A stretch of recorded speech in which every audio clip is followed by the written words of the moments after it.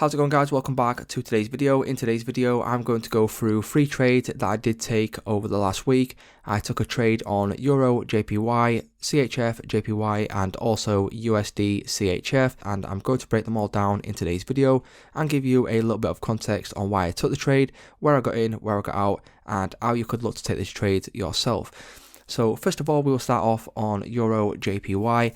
As you can see, we will start off on the higher time frame on the weekly. And what you will notice is that we are in a bullish trend. Now, what I was looking at on the weekly chart is that we are in a bullish trend, and we have also gone ahead and broken impulsively to the downside. So with this being said, what we could do is we could come down, take a retracement, and also, eventually come down to take out this low.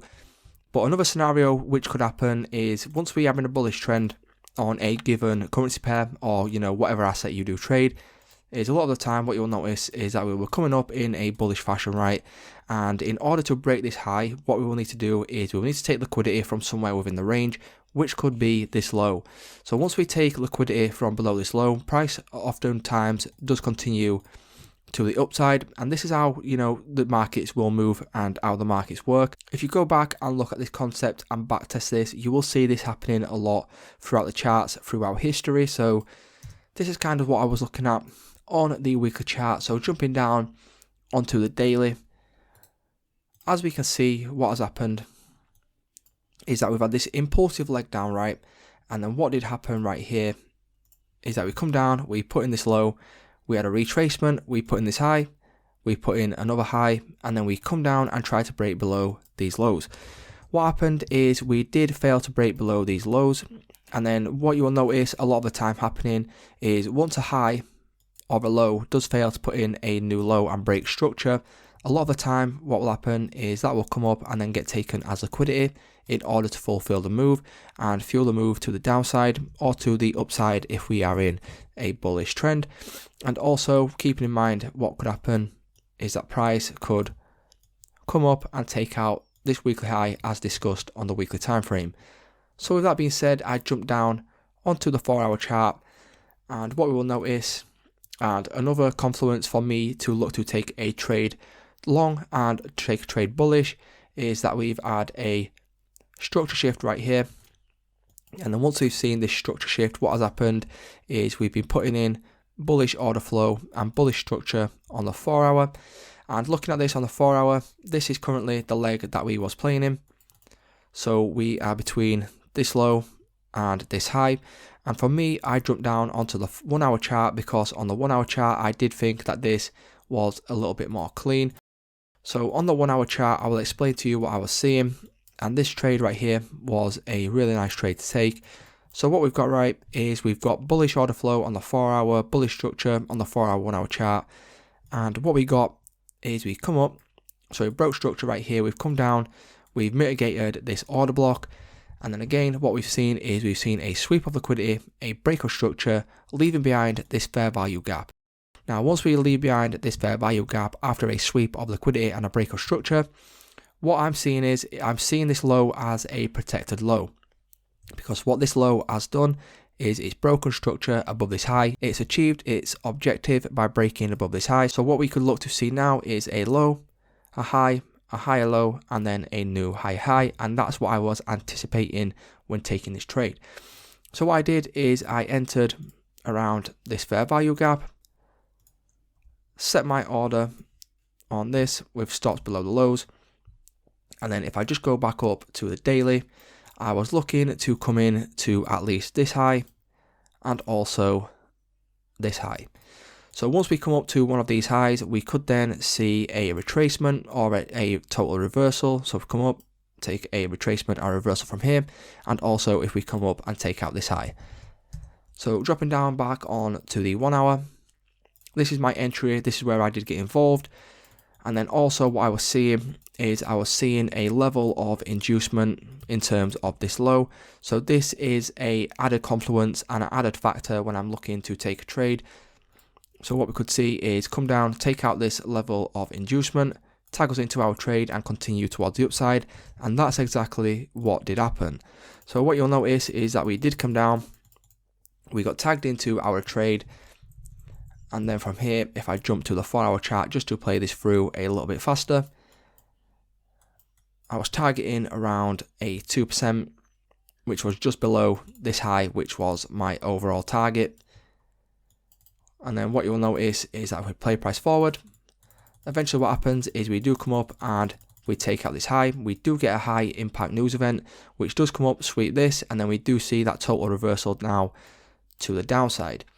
So as always, I will leave a screenshot of the execution on screen. If you want to see those, what you can do is you can follow me on Instagram or also join my free Telegram channel where I do post a trade that I am looking at and I do take. So we will jump now onto CHF JPY and show you the trade on there, which is very, very similar to this one.